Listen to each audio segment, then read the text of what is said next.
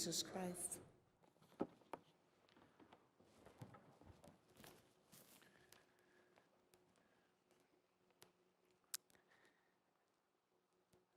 I have a favorite author, a woman by the name of Barbara Brown Taylor. She's an Episcopal priest, and she's written extensively on preaching, which is how I got to know her. But since I've gotten to know her, her books have expanded beyond preaching to faith and to living of life.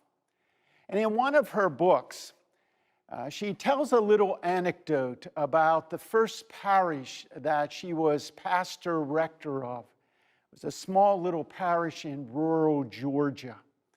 And the pastor who was before her, the pastor rector before her, had been a beloved figure in the parish for a long time. And she was going to be the first woman to be pastor and rector of this small little church.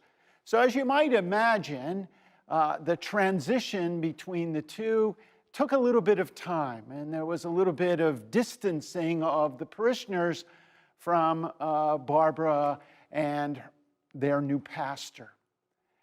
But as she tells the story, that sort of changed a little bit on the Feast of the Most Holy Trinity.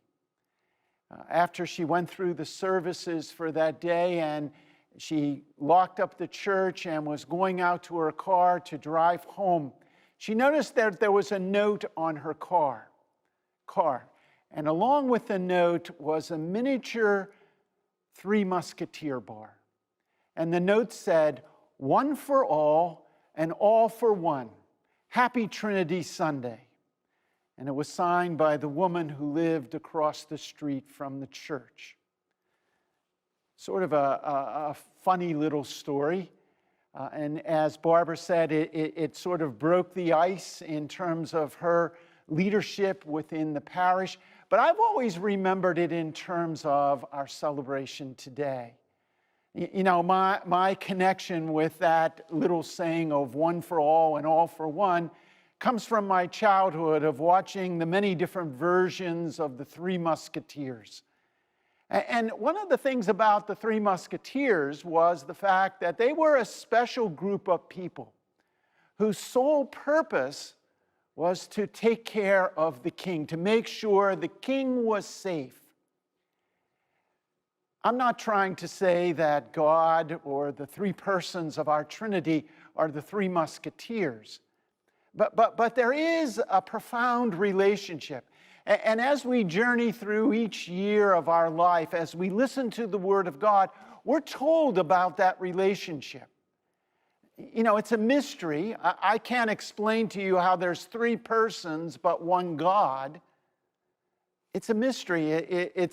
And there have been volumes written about that over the years by many, many more learned people, certainly, than I. But it's what we believe. In a few moments, we'll recite the creed, where we'll identify each of those persons in their personality, in what they are, and who they are to us.